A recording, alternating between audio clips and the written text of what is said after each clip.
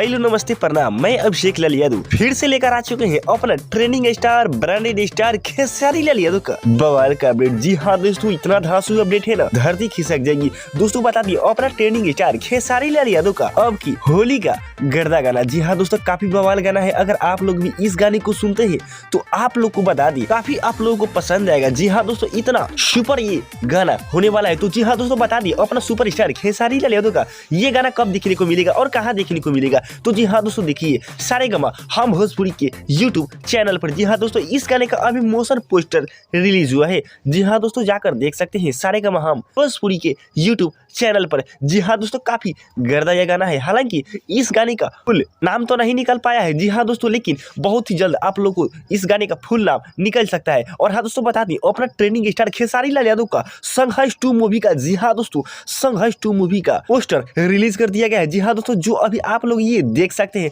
और हाँ दोस्तों, बता दी इसका टीजर आप लोगों को बहुत ही जल्द देखने को मिलेगा। जी हाँ दोस्तों, जो कि काफी एक्शन मूवी है। और हाँ दोस्तों, बता दी काफी बवाल मचने वाला है। अगर आप ये खेसारी लाल यादव का फैन तो करिए सब्सक्राइब एंड लाइक। तो जी हाँ दोस्तों, चलिए मिलेगा फिर से खेसारी लाल यादव की बवाल अपडेट के साथ। नमस्ते प्रणाम।